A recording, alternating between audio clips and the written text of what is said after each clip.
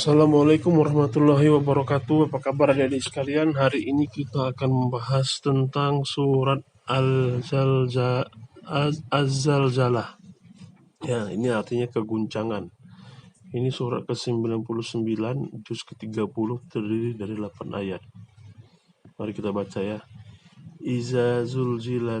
Bismillahirrahmanirrahim. Iza zulzilatil ardu zilzalaha. Apabila bumi diguncangkan dengan guncangan yang dahsyat.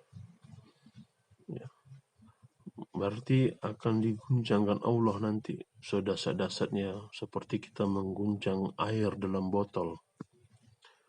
Wa akhrajatil ardu asqalaha. Dan bumi telah mengeluarkan beban-beban berat yang dikandungnya. Menurut ahli tafsir, beban berat yang dikandungnya yaitu ada dua pendapat. Pertama, bumi memang sudah mengeluarkan isinya, segala macam bahan tambang, segala macam yang ada dalam bumi, termasuk orang-orang mati yang sudah dikubur. Dan ada juga yang berpendapat bahwasannya bumi itu mengeluarkan semua, baik itu emas, perak, tembaga, minyak, apapun yang ada di dalamnya, saking mengguncangnya. Wa qolal insanu malaha. Dan manusia bertanya, apa yang terjadi pada bumi ini? Orang-orang heran karena biasanya bumi kan diam, tenang. Ini digoncang segoncang-goncangnya. Yauma izi tuhaddisu akhbaraha. Pada hari itu bumi menyampaikan beritanya. Ini menurut ahli tafsir, yaitu beritanya itu artinya bumi bersaksi. Kita ngapain aja? Ada yang beribadah, ada yang bermaksiat, segala macam, dari mulai yang ibadah yang kecil sampai yang besar, maupun maksiat yang kecil sampai yang besar. Bi anna rabbaka auhalaha. Karena sesungguhnya Tuhanmu telah memerintahkan yang demikian padanya. Yauma izi yasdurun nasu astata liyura a'malahum. Pada hari itu manusia keluar dari kuburan dalam keadaan berkelompok-kelompok untuk diperlihatkan kepada mereka semua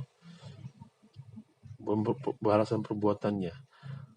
Karena bumi sudah memberitakan kepada Allah, ini baik, ini jahat, ini ikhlas, ini riya, ini segala macam. Jadi kita nanti dibangkitkan berkelompok-kelompok. Semoga kita di kelompok yang termasuk orang-orang soleh.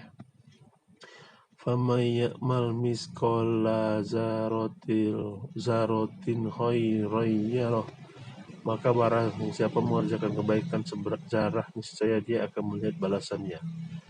Kalian tahu zarah itu bagian kecil. Jadi kalau kita lihat matahari, kadang-kadang ada kayak abu yang berterbangan itu.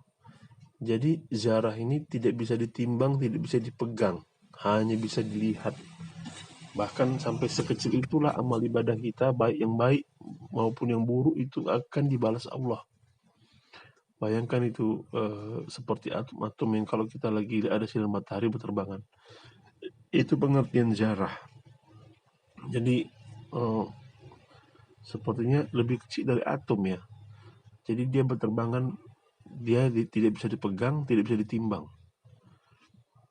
Wa may ya'mal misqala dzarratin sarran yarah.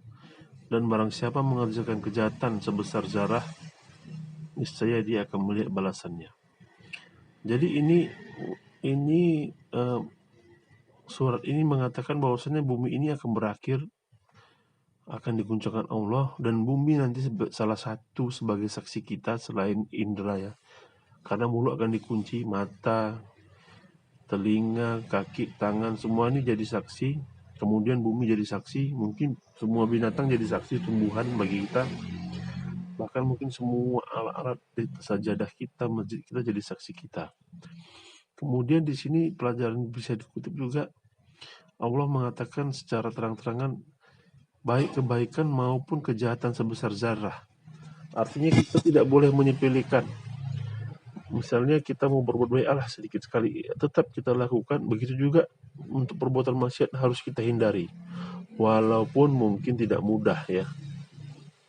Kita manusia ini memang tempatnya lupa, tempatnya remeh, segala macam kejelekan-kejelekan. Tapi Allah tetap memberikan kita pikiran, hati, perasaan.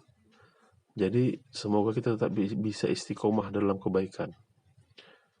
Mungkin itu aja ya. Jadi ini pelajarannya bahwasannya dunia akan kiamat suatu saat nanti. Bumi menjadi saksi, kebaikan dan keburukan kita sebesar zarah akan diganti. Jadi bagi kita yang berbuat baik mungkin banyak kesulitan, jangan kecil hati, nanti diganti Allah. Dan pasti penggantinya pasti akan membuat kita sangat puas. Begitu juga dengan maksiat, ayo kita berusaha menghindarinya walaupun sebesar zarah. Oke, bagi kita manusia yang selalu berbuat maksiat, yang selalu salah, jangan lupa minta ampun, bertobat. Karena Allah Maha Pengampun dan Maha Penerima Tobat.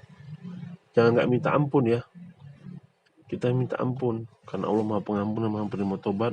Selalu sholat tepat waktu, selalu baca Quran setiap hari, tegakkan amar ma'ruf nahi mungkar, berbuat baik kepada orang tua, kerabat, tetangga, pasangan, anak. Semoga bermanfaat. Billahi taufik wal hidayah. Assalamualaikum warahmatullahi wabarakatuh.